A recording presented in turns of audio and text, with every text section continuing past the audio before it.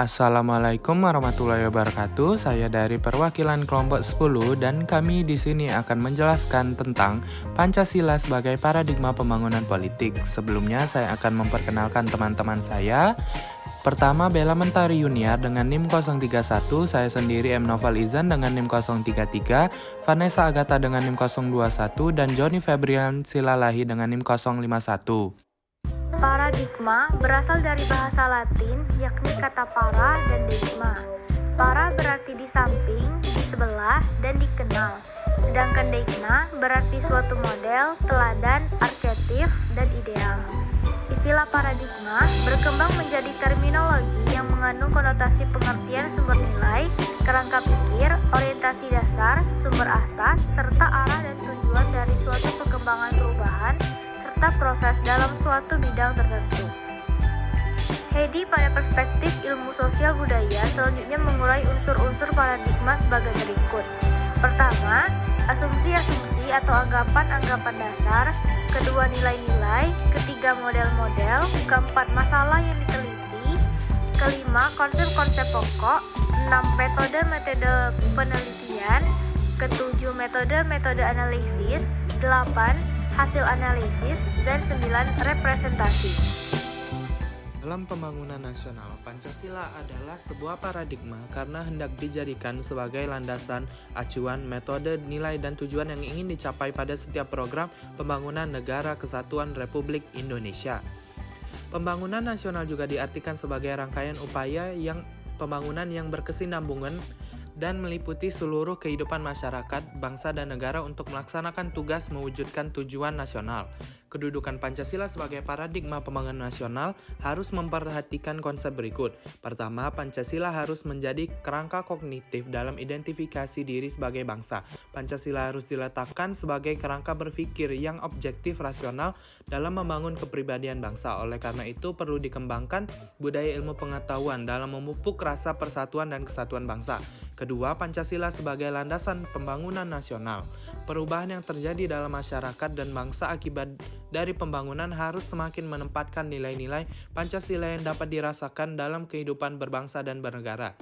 Ketiga, Pancasila merupakan arah pembangunan nasional. Proses pembangunan nasional tidak terlepas dari kontrol nilai-nilai Pancasila. Oleh karena itu, kemana arah pembangunan melalui tahap-tahapnya tidak dapat dilepaskan dari usaha mengimplementasikan nilai-nilai Pancasila sehingga pembangunan adalah pengamanan Pancasila. Keempat, Pancasila merupakan etos pembangunan nasional. Mewujudkan visi bangsa Indonesia masa depan diciptakan misi pengamalan Pancasila secara konsisten dalam kehidupan bermasyarakat, berbangsa, dan bernegara. Konsistensi antara teori dan kenyataan dan ucapan dan dengan tindakan merupakan paradigma baru dalam menjadikan Pancasila sebagai etika pembangunan nasional.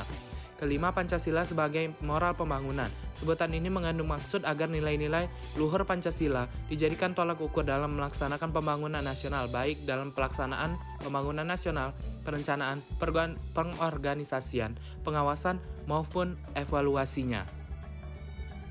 Pembangunan politik merupakan aspek penting yang harus diwujudkan dalam kehidupan berbangsa dan bernegara, sebab hampir semua kebijakan publik berhubungan erat dengan kegiatan politik. Dalam proses pembangunan politik, warga negara Indonesia harus ditempatkan sebagai subjek politik, bukan hanya sekedar objek politik. Nilai Pancasila bersumber dari kodrat manusia, sehingga pembangunan politik harus bisa meningkatkan harkat dan martabat manusia. Pembangunan politik di Indonesia harus didasarkan pada asas kerakyatan yang terkandung dalam sila keempat Pancasila. Selanjutnya, pembangunan politik juga harus didasarkan kepada asas-asas yang lain sesuai dengan sila Pancasila. Maka secara berturut-turut, pembangunan politik di Indonesia didasarkan pada asas ketuhanan, asas kemanusiaan, asas persatuan, dan asas keadilan.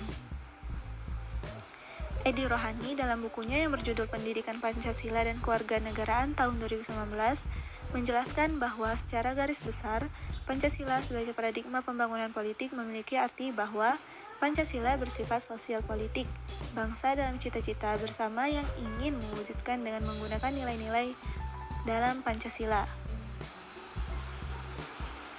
Di era globalisasi, informasi seperti sekarang ini, implementasi tersebut perlu direkonstruksi ke dalam perwujudan masyarakat warga atau civil society yang mencakup masyarakat tradisional, berbagai asal etnik, agama dan golongan, masyarakat industrial, dan masyarakat purna industrial.